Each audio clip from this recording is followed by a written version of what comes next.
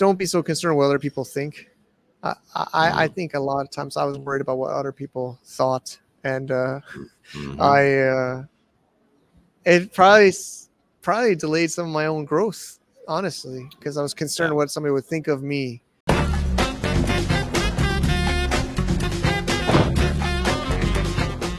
Welcome to another episode of the Dev Device Podcast. This is Dano Falk, and today I have Mike from Chiang with me. Welcome, Mike. Hey, Donald. Great to be here. Thanks for having me. Yes, Mike Michelini, right? If I'm not mistaken. Yeah, you got it right. Yeah, Michelini. Yeah. All right. Yeah, it has a very Italian sound to it, and I love it. I mean, I'm a Ducati fan. And Michelini sounds a little bit like the brand of Matthias, but I think it's only loosely related, I guess. Yeah. If only I had one less eye, I wouldn't need to work probably. If I had one less eye on my name. Yeah, I agree.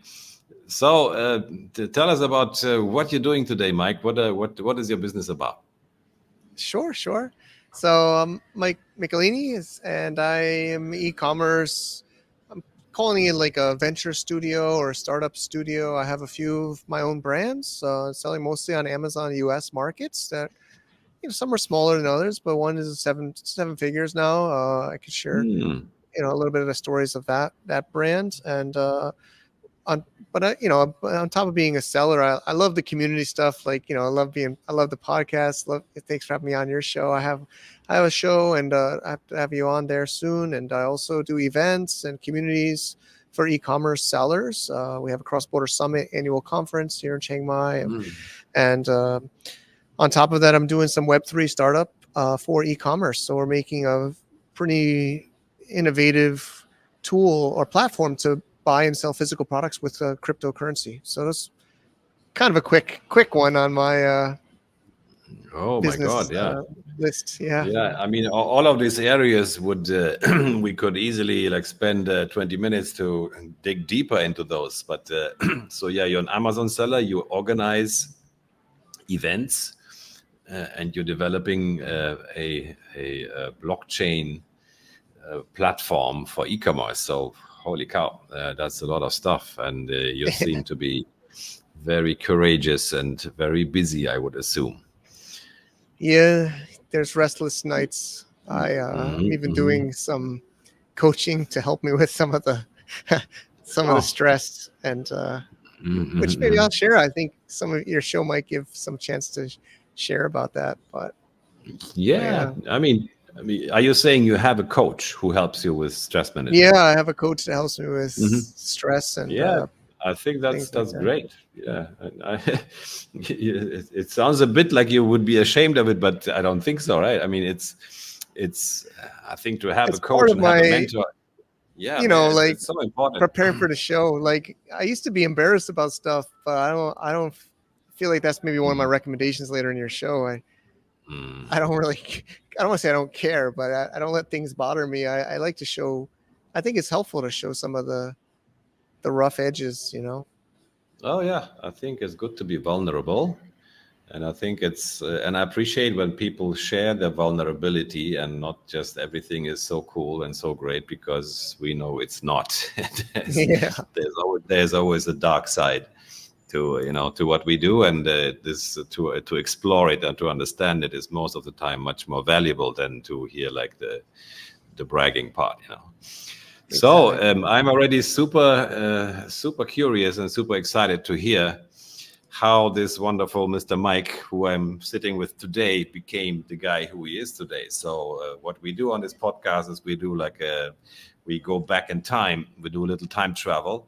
And we want to meet 10-year-old Mike and see where was he, what was he doing, what was going on his mind, and how he became the Mike he is today. The stage is yours, man. Okay, great. 10. I remember 10. I remember years before 10, but I remember 10. My son is 10 right now. I have a son. I have an 8-year-old daughter and a 10-year-old son. So he's 10 now. So I should should tell him prepare for your show in the future, maybe, or take notes now. Right?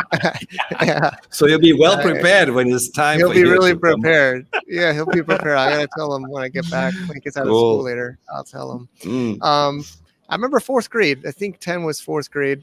I remember, I remember like maybe it was imposter syndrome or just looking at other people in the class more popular or more smarter than me. I remember those thoughts, and but I was pretty social. I tried to get along with everybody. I tried. I remember the lunch tables.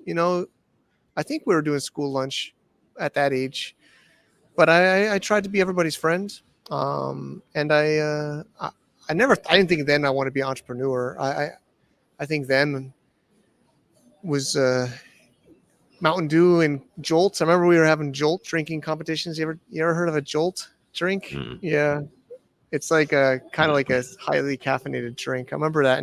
oh, But mm, 10 years old was field trips, Boy Scouts. I think I was getting into Boy Scouts, or I think I was still in Cub Scouts. I went through Cub Scouts, Boy mhm. Scouts, but trying to be everybody's Where were friend. you based at the time? Or I was in where did you Connecticut, live at? Hartford, Connecticut. It's Northeast Mm, America. Like, mhm. All right. my name, I love the Italian part of my family, but I'm American born and 25% Mm, Italian. My grandfather came to mm, New York through Ellis Island, and I didn't get to know my grandfather. He passed. It was a mafia thing in New York, but I didn't get to know him. ooh, And wow. yeah, it's a long. But yeah, I didn't know my Italian side, but Mm, mm, my grandmother's Russian, and my mother's ooh. side's French Canadian, so kind of a mix. And yeah, I grew Oh up in yeah. like a suburban town of a city. Hartford's the capital city of Connecticut Mhm, state in the mhm, U.S. mhm. So it was I went to public school, and yeah, there was a lot of like in that area. Puerto Rico is a I'm not sure to I'm not sure if it's a state yet or not in the U.S. But there's a lot of Puerto Rican in that city, Spanish descent, and it was Mhm, urban. I grew up in urban. There was a minority of white skin. I was like in a minority. Most were mm. Spanish or black in my Wow. school. There was a group. I was friends with them too, but of course I clustered with like a small group of like Caucasian kids. We were kind of the more nerdy group Mm, maybe, and mhm, but I still interacted with everyone. mhm. So I'm not Cool. sure if that's. I could go deeper. I don't Yeah. know if that's helpful or. Yeah. No, that's good. That's so. I think it gives a good picture of you, like the 10-year-old Mike. And Yeah, what was his journey like? So you went to school. You had your first thoughts about what you're going to do after school. I mean, yeah, so then of course at some point you finished school. So what was happening at that time, like when you were done with the mandatory part of teenage yeah. hood? I remember. So it was after 10. I went to high school, and my parents didn't want me to go to public school because it's a public urban city, and so there was a lot of. Mhm, They were afraid I would be like involved with bad things. I guess drugs mhm, or gangs. mhm. And so I don't think I wanted to go honestly, but I went to a Catholic high school, Oh. and they had nuns, they had sisters, women. It was there was some private teachers, like Mhm, non nuns. I don't know correct words here, but a majority of them were nuns, and it was a mhm, small school. mhm, And I won every year of political. I was the class president every year. I mean, classes are like 40 or 50 people, and a class is like 200 people in a whole high school. But mhm, I always won, even when I didn't know anybody the first year. They thought I was going to lose because there was a popular kid that everybody knew, and I was this outsider that came in, and mhm, I technically was a tie, exact tie. They counted and mhm, counted and counted. We were exact tie, so we were co-president. But then after mhm, freshman year, I became president every year, and mhm, I was I think it was my father. I did always too much. I was in sports. I had a job as soon as I was 16, legally able to work. Boy Scouts, Eagle Scout. I did extracurricular classes. I was doing college classes while I was in high school at a community college. And I want to do business. I want to do when I was in high school, I wanted to do my own business. And I remember getting into arguments with the nuns because they wanted me to be an engineer, and my parents wanted me to be an engineer. And they always said I was always combative. I'd always like combative of their. I didn't just listen to whatever they told me to do or what I think I should do, and I would always push back, and they didn't like that. And then I remember having meetings with my parents. Yeah, I remember. I can relate to that, man. Yeah, I remember. I didn't want to. I didn't want to be an engineer. I didn't want to. I wanted to do my own business, and I didn't want to do chemistry And what class. business? I didn't. Did you have an idea of what your business would be like? I don't know. I think I just- was watching movies about like business. I remember there was a guy, Bill Gross, I believe, that was like a venture capitalist in Silicon Valley, and he had all these startups. And I kind of wanted to just. I didn't know what, but I remember having an argument with my sister Christine. You know, again, I appreciate what she was trying to do, but she wanted me to memorize the periodic table of elements in junior year of high school. The whole semester was memorizing the columns and the rows, the letter, the mass, the number. There's like how many? 96, right, or something like that. I mean, there's a lot of them, right? Yeah, there was so like, many, And I was just saying, I don't want to use my time to learn this, memorize this. And she's like, Michael, what do you? Well, she didn't say it in front of everybody, but she made me stay after class, and she's like, Michael, what do you want to be when you grow up? I was like, I want to start my own business. I didn't know what business, but I was like, I want to start my own business. And she's like, well, if you need to know chemistry if you're starting your own business. I'm like, I don't think I need to know chemistry to start my own business. Really? And she's like, well, you know what's going to happen? One day at your company, something's going to spill on the floor by mistake, and you're going to take a chemical out of the underneath the cabinet, and you're going to mix the wrong chemicals and cause a fire and burn your whole business down. And I didn't even know what to say back to that. No, I didn't know what to say wouldn't know back either. to that. Well, it's just fear mongering, right? But yeah, I mean, the elder people have a lot of these funny strategies just to fear monger us, and like, I don't know, some ghost is gonna come and eat you alive, or I don't know. But your story is very unique. You're gonna mix the wrong chemicals because you didn't learn the periodic table, because that one would give you a clue like which chemicals to use, which is BS. Exactly. But yeah, okay. So but I admire. I mean, but you had already at this early age, you had this passion in yourself, and you knew, I want to do my own business. I think that's amazing. Yeah, I didn't know what my dad worked for the state of Connecticut as a road construction engineer. My mom was a bus driver for the city, but she stopped when she had my sister and I. So she just she stayed at home, a housewife, I guess is a term. So. My dad worked for the state of Connecticut his whole life. He went to a two-year technical college, technical engineer. So I think, they wanted me to go to college. Wow. Of course. Right? And did you? And yeah, I did. I kind of, I'll be honest, I did kind of listen to them and not. Yeah, I said, no, I want to start my own business. And they're like, you need to get a college degree to start a business. And I didn't know. This is like the 90s. I didn't know. So that everybody around me saying you have to get a college degree to get a business. And you have to get MBA. You got to get MBA. You got to first, you got to get the bachelor's, then you got to get a master's or an MBA to do business. And I believe, I can't really quote who, but I think it was a guidance counselor. One of the sisters was telling me this. And my dad's saying, business degree in college is not so respectable as an engineering degree. You can use your engineering degree to use for business. And so I went along with them, and I went to Stevens Tech in Hoboken, New Jersey. But because I want to live in New York City, and I wanted to do business in New York. So I picked a college near New York in New Jersey, and I got some scholarships, not a full scholarship, a partial scholarship. And I went to Stevens Tech. And there was a dot-com bubble.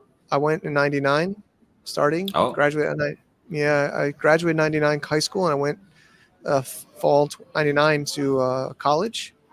and it was a .com bubble. Everybody was going crazy about the .com then, and that's when I got into. I didn't think I would do a fraternity, but I did a fraternity. I was like, I'm not gonna do that stupid fraternity stuff. But I went to the fraternity, and I got convinced because it's good for networking and getting jobs. But I have to say, it did get me a job. It got me a job. It got me a couple of jobs. My fraternity. 2 of my summer internships were from directly because of being in a fraternity. And I worked in a .com bubble, Cosmo.com, KOZMO, in 1999 or maybe in 2000, summer 2000. And this has actually helped shape me. I was there and I was a database programmer, and I hated programming. I hated programming. Taking programming classes, and I hated programming. But everybody kept telling me, you got to learn programming, you got to be technical first, and then you can do business. That's what everybody was always telling me. And I was sitting in my internship learning about SQL database queries, trying to figure out some query problem. It was horrible. And there was some dude, this cool guy came into our we were in like developer back corner, right? I don't want to be racist or I don't want to be like insensitive, but it smelled like, Indian. There was a lot of Indians and Chinese people in my departments. And I have Indian friends. I love Indian people, but it smelled like Indian body odor. It smelled so bad in this room. I don't know. It just stunk in this room. And I was in New York City and internship in 2000 something. And I got the job because my fraternity brother was working, older than me, was in there and got me in. And this younger cool guy came in, and I'm like, after a while, he's like, what do you do? You just kind of come in here and you just kind of like leave. He's like, oh yeah, I just bridge the tech into business. I forgot his name, but he's like, I don't do the development. I'm bridging. I take the technical information and the business information and I like put it together. And I mean, it was not just him, but then I switched from my degree to engineering management. And most of my friends made fun of me because I took the easy way out. I took the not as technical degree. And then I was doing AT&T. I got a job at AT&T, Morgan Stanley. I was doing cold calling in junior year. What? Cold calling? That's quite a long shot from engineering and coding. I was moving. I was in technical college, but then I started getting jobs in cold calling in Morgan Stanley. My friend, actually, is another fraternity brother, my older fraternity brother, like the guy that adopted me, I was like his. He's my coach, Jason. He got me in, and it wasn't even an internship. It was just night job after nights on during school, and I was cold calling people like from at 5 p.m. to like 8 p.m., 5 to 8. And this is junior of, this is like summer. This is like, maybe not summer. This is like spring 2002, 2001, 2002. And I remember getting yelled at like every other call. Every other call, I was getting somebody ripping mad at me, saying, "Don't call me, you a-hole, you son of a bitch." Don't. I hope it's okay. I don't know if I can swear or not. But, I was getting cursed at. I was getting called names, like, because you call them during dinner, and they're like, you can hear them like with the dishes and. And this is like before cell phones, right? So you're like, and I was like, "Hi, I'm Mike from Morgan Stanley. I'm calling for Joe," and it was like the wife, and she's like, "Joe, you got a call from Morgan Stanley," and then he's like, one guy answered, I'll never forget this, and like, hey, he's like, "Oh yeah, are you calling about that merger deal? About our merger?" I was like, "Oh no, I'm inviting you to an appointment. Would you like to book an appointment to come in and learn about the opportunities?" I think it was a free dinner. I think I invited him to a free dinner. We had dinners. He's like, wait, you're cold calling me? You're not talking to me about that deal with my company, the merger that Morgan Stanley's brokering for me? I'm like, sorry, no, it must be a different. I'm calling my broker. I'm canceling that deal. You son of a, you mother. I'm calling him. I'm going to cancel this deal. I'm going to cancel this. I'm never going to work with Morgan Stanley again. And he was going off on me, like screaming. Yeah. I don't know if he was real or a joke. I don't know. I couldn't tell if he was just kind of, what's that called? Like joking, playing with me. I couldn't tell if he was joking or not. Yeah. Because he could have been just joking. Could have been. I mean, it would have been stupid if he was serious, but But yeah, I can also see how it would be disturbing on your end. Yeah. Yeah. So I was doing that. But basically, I became more and more interested in business, and I kept talking to more business people through but I finished my degree, and I got a job on Wall Street in Deutsche Bank. Another crazy Oh. story is, yeah, Deutsche Bank. I worked there for almost 5 years. I picked them over Goldman Sachs, and I didn't want to work in technology, but I always was getting interviews in technology. So I went to the technology interview, and I told him I want to work on the business side.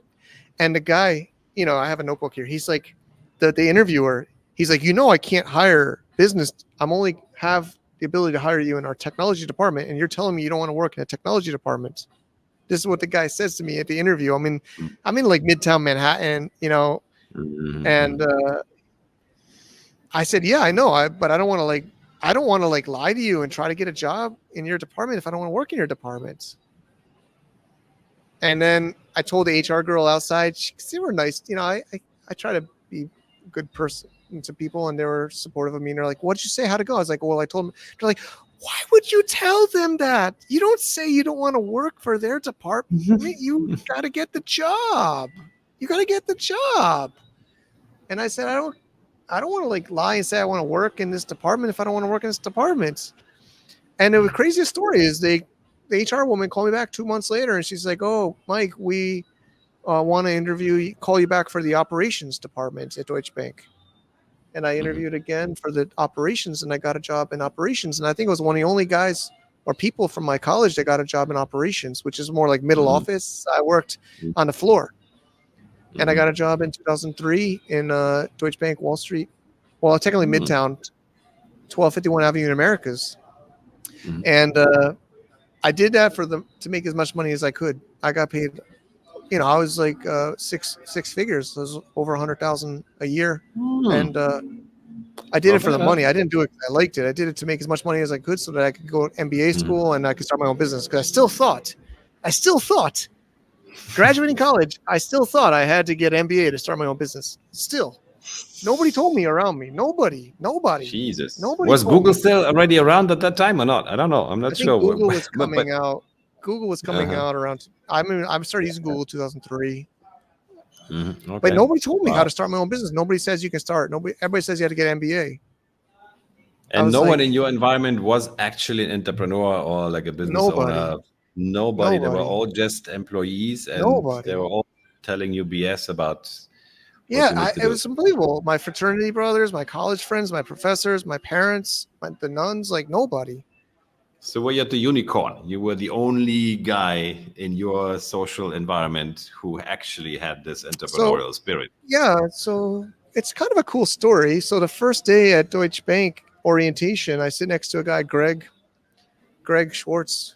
He's actually a very successful entrepreneur now, and he took his senior design project and turned it into a business. He was at University of Michigan, and he took a mobile app he developed in college into a senior design project into a business.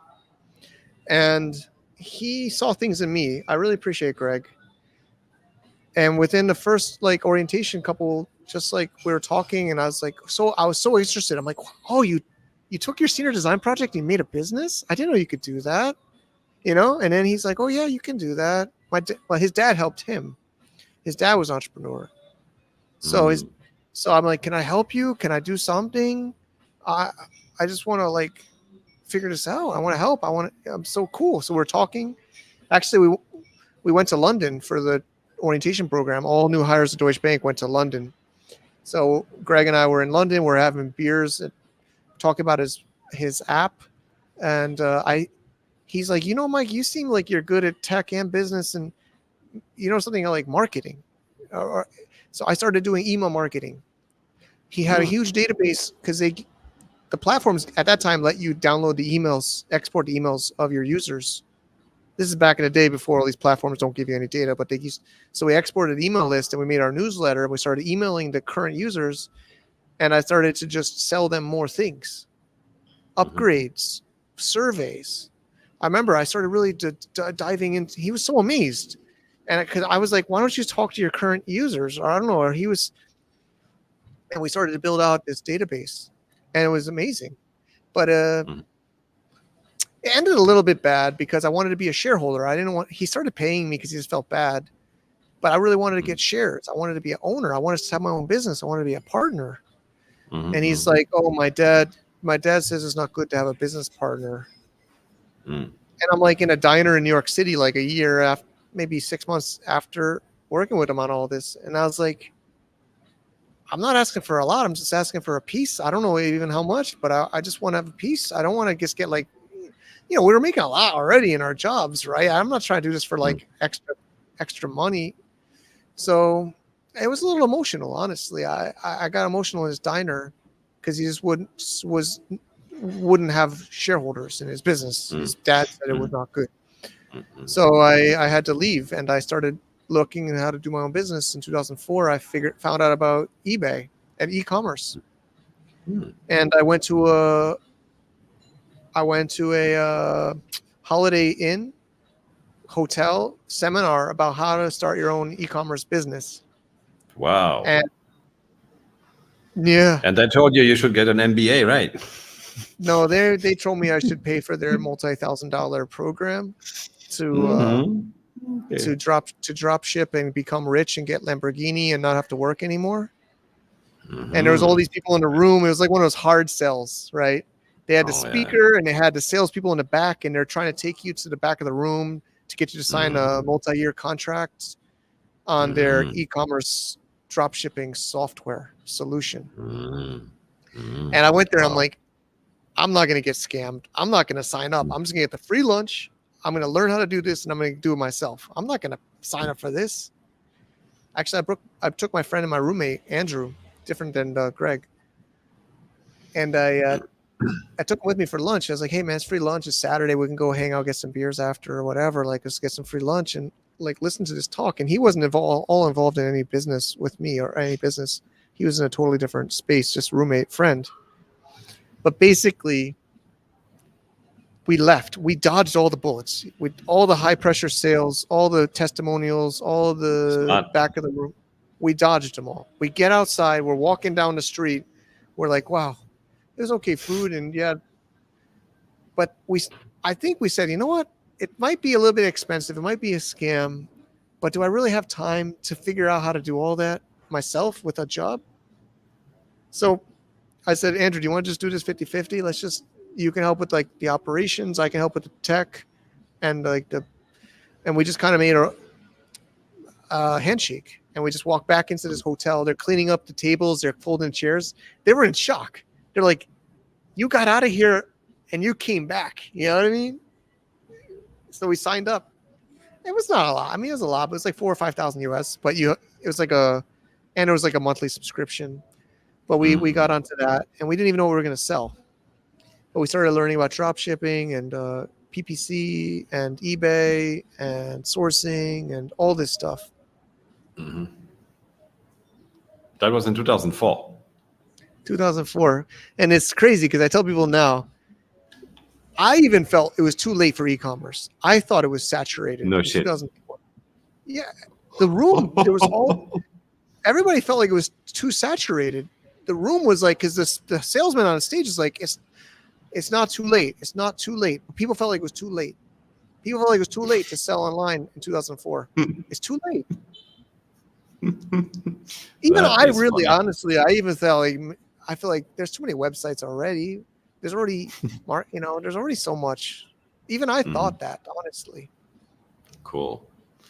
But you still went on with it, and Yeah, we signed up. you They gave you the and did the CDs in course. the mail. Oh, the It was a course. CDs. Yeah, they gave you the CDs, like one of those big plastic boxes. You open it Hmm. up and it's got like 4 CDs and like Hmm. a, a printed booklet. And I had to put the Hmm. CDs into into and I was studying about PPC Overture. Hmm. There was no Google Ads yet. I don't think it was Yahoo Overture, or maybe Oh, there's. okay. I remember playing penny bids, and then Mm. again, I don't want to underestimate and make it seem easy, but I just followed the instructions and I did keyword research from keywordtracker.com and I put in my products.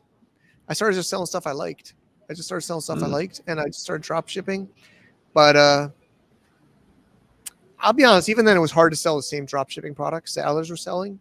So I found bar supplies. We kind of did like New York City nightlife products. Mm-hmm. And we had like poker supplies, like romantic gifts for your girlfriend, and drinking supplies. The drinking supplies, I couldn't find a drop shipper. So I found a wholesaler and I convinced him if he could drop ship for me. He's like, no, I don't drop ship. I only wholesale. So I said, could you ship to my address one piece? He's like, yeah. So I like started selling on eBay saying, I think I said 5 to 7 day delivery. And I would second day order from the wholesaler to my apartment, and then second day air out to my customer. So it would be like 5 days to make that 5 to 7 day. And everybody said I was stupid. They're like, why would you do that? You're going to lose money. I'm like, yeah, I know I'm going to lose money, but I'm going to know which products to sell. And then I started stocking what sold. And I started filling up my apartment with bar supplies in a studio apartment in New York City. My roommate and I stayed in a bunk bed. We stayed in a bunk bed, $1,200 US a month, $600 each. And we started filling it up with stuff. We were sharing a laptop. I only had one laptop. We were sharing a laptop. It was totally crazy. I turned my fraternity house into a warehouse. I started sending products to the fraternity house, and then I would go there after school, and then after work, and then I would I cut in George to be my fulfillment guy. And then I was already graduated, and they said, hey, Mike, you can't do that. You can't do that. You can't do that anymore. It's too much stuff. We can't send it here anymore. Like the fraternity brothers, like, there's too much stuff, because it was starting to be like pallets coming in to the fraternity house. Yeah, it was total insanity. Like I didn't know where to, and then I started learning about UPS stores, and I started sending it to a UPS store, self-storage. And then I learned about 3PL. And then I learned about Alibaba and China, and then I started buying from, it was just, and nobody ever told me any of this. Seriously, I called live radio, like Bruce Williams, and asked him questions about it. He was saying I was doing so many things wrong, like, because I didn't know about a business. I didn't even have a company. I started selling without a company. He's like, you don't have a company? You need a company or you're going to get sued. Or I think I opened up a New York City company, but that's the worst, because there's city tax in New York, there's state tax in New York, and then there's federal tax. And I'm doing an online business. Anyway, I mean, it was just every mistake I felt like you could make, I made. Yeah. So where did you see your first kind of winning product, or your first success in this incredible endeavor and in this big chaos, I guess, you were in with the bar supplies? The bar supplies were working out. Yeah, so we dropped the poker and the romantic gifts, and we just went all in on bar supplies, because that was the one that didn't have drop shipping. And then we started wholesaling, and then we became a drop shipper. So nobody else drop ship bar supplies. So I think even to this day, you can Google search drop ship bar supplies. You'll see NewYorkBarStore.com, my website. Still, we are like still one of the only drop shippers of bar supplies. So we started to become a drop shipper. So we started selling on eBay. We started selling on Amazon. I remember I didn't have any clue about Amazon. Amazon wasn't even that much sales for me in 2006, 2007. It was not even that much sales for me. It was mostly eBay website, my website. But we started really doing well with the bar supplies, and we niched down on the bar supplies, and we did New York Bar Store. We dropped the other stuff, and we wholesaled, and we drop shipped, and we increased distribution. We started selling wholesale, drop ship, affiliate, it's multi-channel, and that's like 2006. It was like a couple of years. So it took you 2 years to go from just trying to stuff out, trying to figure things out, until finding actually. Well, I think it was 2005. We went all in on the bar supplies. I'd say like spring 05, summer 05. We dropped everything else, but it was still like struggling. It was like credit cards. We're just financing with credit cards, and but we started to be like profitable in 06. Okay. All right. And where did you go from there? So from being a bar supply drop shipper in New York, I mean, what was the next big step? Well, I mean, it got to be a little bit of a, there's so many lessons in here. I mean, it started to be like I wanted to do this full time. It was making. I mean, I wasn't getting rich, but we were making, four or 5,000 a month profit, and we Mm, were. But here's where some lessons I can maybe share at the end. But my business partner I had a handshake with, that was my hometown friend and my roommate. He had different goals than I had, right? mm, He was happy with his job. He was happy with his mm, salary. He was happy with working nights and weekends on our business and getting extra cash flow. And he wanted to just continue to dividend out the cash. I wanted to double down. I wanted to cut I wanted to double all my money. I wanted to put it back into the business. I wanted to buy more stock. I wanted to develop my own products. I wanted to buy from China direct. So we had this whole argument about it, basically. mm, mm, And the way we resolved it was we kept that business the same, and I started another business for sourcing. So they became my customer, mm, and I helped them source from China, and I also helped others source from China. But I was still in New York City on Wall Street at the time. But I started my second business for sourcing, mm, and it's called Shadstone. I still use that name now. It's '07 I started mm, Shadstone, and mm, so I started a second business and kept that current ecom. But it was like it made me upset, and I'll never know how it would have been different because I split myself, right. I mm, just took some of my savings and put into a second business.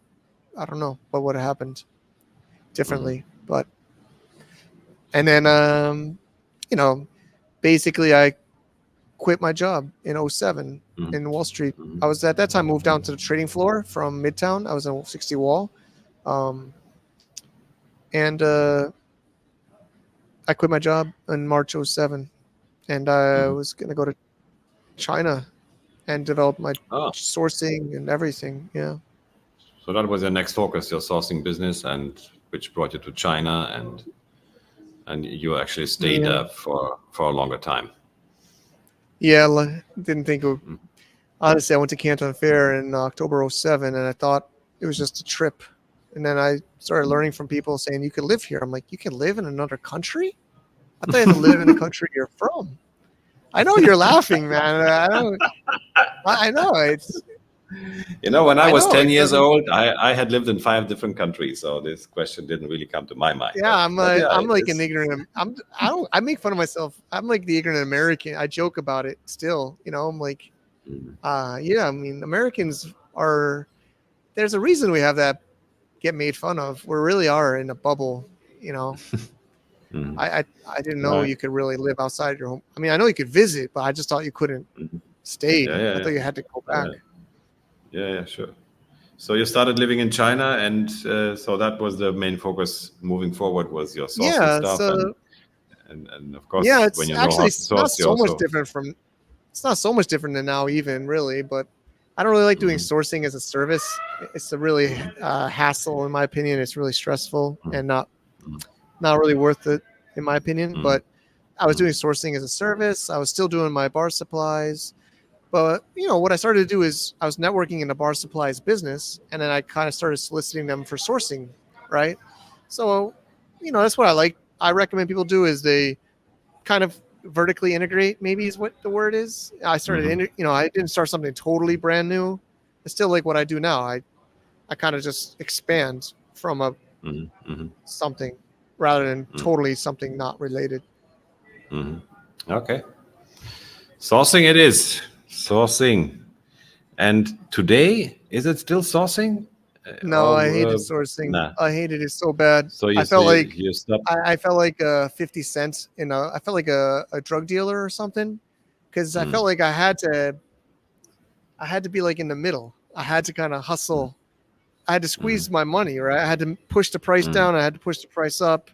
I'm too I'm mhm, too I'm not a business person at all, but especially in that kind of a like mhm, B2B, like I was quoting them like $1 and I had to get it for like 70 cents or 80 cents. And then mhm, I, mhm. I felt like it was horrible. I mean, Yeah. you're bargaining with everybody. You're like, Mm. And some people Yeah, might it's be all good about at it. money. Yeah, yeah, it's all about money. I understand. Yeah, Yeah, I don't like it's that. I like to add more. I feel if like it it's was not only really about adding. money. Yeah, yeah. Yeah, so I just didn't like that. I mean, I know I had to do it. I'd rather do it for my own products or Mm-hmm. so I can still do it, of course, Yeah, for my own products now, but yeah, yeah. I stopped doing it as a service. And Mm-hmm. more into the marketing. I like online marketing and e-commerce. I don't really like, Mm-hmm. although I do have the logistics now. I think we've, you know, but I'm not I don't like to be the operator of the business. I like to be on the marketing or the business development side. So I've Mm-hmm. learned, like even with my first business with Andrew, he was the operator, right? I didn't really Mm-hmm. say, but with that handshake, he was kind of the inventory. He was the kind of the person in charge of that, and I was more Mm-hmm. on the tech, the website, the Mm-hmm. PPC, or the marketing, whatever that was. I was one learning that. Mm-hmm.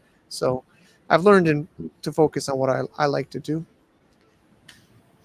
Wow, man, that is quite a journey you had behind you, huh? From like being surrounded by just employees and Yeah, normal I people to living in China, and now you live in Chiang Mai. So, what brought you to Thailand? so I mean, I never knew how long I was going to be in China, right? Like I said, I went to China for Canton Fair and sourcing and visiting factories I was already buying from, but I felt like it was so much of an explosion of people and opportunity and just energy, and I was like addicted. Mm-hmm. I was like addicted. Like I have to live here. I have to be here more. I just am addicted to this insanity. I still love it. Like Mm-hmm. even right now, I'm looking out the window. There's cars flying by and bikes. Right Mm-hmm. now, as I do this, um over the years I met a woman, and Wendy. She's Chinese and she's amazing, and she's been so supportive and understanding of what I do, because a lot of women I've dated felt like my business was their competition, Mm-hmm. right? They're like, it's your business or it's me. Why are you working? You're not with me, right? A lot of women I would date felt like, oh, they would try to pull me away from my work, but my wife is supportive, and she helped, and Mm-hmm. she supported and understood Mm-hmm. my business. So, Mm-hmm. and there's a lot of other reasons, Yeah, but we yeah. got married and we have two children, and Mm-hmm. they're 8 and 10 now. Like I said earlier, my dad. Mm-hmm. Of course, there's people that do it, but I wouldn't recommend raising children in mainland China. Mm. Mm-hmm. So the primary reason of moving out was to school for our kids, and I don't feel like getting political. I don't like talking politics, but I also don't want to go back to the U.S. I Mm-hmm. feel like I'm done with the U.S. Like, Mm-hmm. um, All right. so I didn't really know it would be Thailand, but in 2018, my wife and I took a little summer trip, and her parents watched our kids, and we went to actually went to Malaysia. We went to Hmm. Philippines, Nepal, and Thailand, looking at schools. Oh. It was like a vacation, but also a school trip, and there was good things in all these places. But I think we both like Thailand the most. Mostly, there were so many Mm-hmm. schools in Chiang Mai. There's schools Mm-hmm. everywhere, and the Mm-hmm. kids are really happy here. And we kind of like the lifestyle, and it's also very affordable. We have a big Mm-hmm. house. The Mm-hmm. school is like 10-minute walk from our English, English language. Mm-hmm. I could talk numbers if you Cool. want, but very affordable, and Mm-hmm. close enough to China if I need to go there for work or business Yeah. projects or Yeah. whatever, and lots of digital nomads and decent internet. Oh yeah. So Mm-hmm. yeah, A lot of so reasons we to be there. Yeah, yeah and there's another reason for people to come to Chiang Mai, right? You're having this trade show coming up. Tell us a yeah little bit about that one. sure. Thanks. So yeah, Cross border summit. Yeah, cross so border summit it's less a trade show. We did test trade show element, but it's primarily a conference. There's some booths, of conference. course. Yeah, it's 2 full days of speaking and networking and roundtables with speakers Mm-hmm. from all around the world, mostly in e-commerce and Amazon and Mm. trade. Mm-hmm. And this started in 2016 from the community in China. We wanted to Mm-hmm. bring people together, and this will be our sixth one. I would like, I Mhm, don't know if I should say annual because there's a big gap, but it was because of COVID, of course. We had the mhm, gap because of mhm, COVID, but we did mhm, 4 up until 2019, 16, 17, 18, 19, and then we had one last year in 22, and now, no, 23, and now 24. mhm, So mhm, it's a highlight of our year for our community, and mhm, um, it's mhm, action packed. I mean, it's overwhelming. It's an event. It's not really meant for beginner sellers because I usually am the one making the agenda, and it's already online. But it's mhm, something I want to learn from. So I really I mhm, work with the speakers to share pretty mhm. advanced. Yeah, yeah. It's not gonna be like 101 kind of stuff. What is the So date again? November 3rd, 4th, and 5th. Core 2 days is 4th and 5th. So we did Hmm. that right after Canton Fair. So I'll be at Canton Fair, and then I'm Okay. coming down with a group. Yeah, Chiang Mai. November 4th and 5th. So maybe this is something to take note for our listeners here. And I will make sure I include this in our description so people can Thank also you so much. click and make a reservation. They would love Yeah, that. this has been amazing to hear your life story. And as a closing shot, what would be your best advice to 10-year-old Mike? I thought about this, and I mean, there's so many, but I think the first is don't be so concerned what other people think. I Mm, think a lot of times I was worried about what other people thought, and mhm, I it probably delayed some of my own growth, honestly, because I was yeah. concerned what somebody would think of me. So I maybe Mhm. didn't take as many. I still think I did a lot of risks, right? Like what Oh, I've yeah. done, but I think there was some things like you said earlier, like I went to college. I didn't really want to go to college, but I went because I wanted my parents to be happy, and I thought it was the right thing to Mm, do, right? Like, yeah, yeah. you know, so I think don't be so concerned about other people and making everyone Mm, happy. Of course, mm, you don't want to be totally an a-hole, right? But mm, I think you should mhm, not be so concerned. mm. And I fully agree. Yeah. yeah, so that's my main one. And the other ones, like I talked about, business partners. Sometimes of course, it's cool to like shake hands and do a 50-50 business deal, but usually that doesn't work out well. Um, you should be Mhm, clear about your goals with business partners.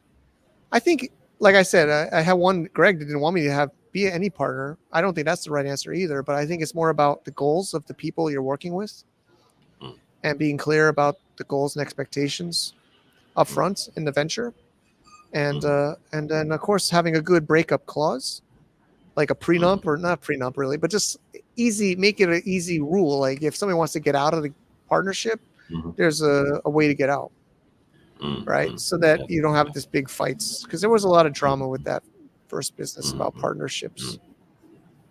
Cool. Yeah, I think that is great advice to be very clear about your partnership agreements and maybe to not care so much about what other people say. Yeah, I couldn't agree more because that is the prison that our environment builds for us. And we have to be brave to break out of it. Yes, Mr. Mike, Exactly. I would say thank you so Thank you, much Don. for joining me here. And it was amazing to hear your story. Uh, as always, I hear so many unbelievable things that I would never have thought. So yeah, it's always a pleasure um, Yeah, to learn all it's a these cool. things and to learn like how Mike became the Mike he is today. So thanks for sharing. We will make sure that everything people need to know is under this video. And we'll stay in touch and hopefully we will meet in November in Chiang Mai. Yeah, I really look forward to it. Thank you so much. Really, this is a great one. Thanks. Thanks, Mike.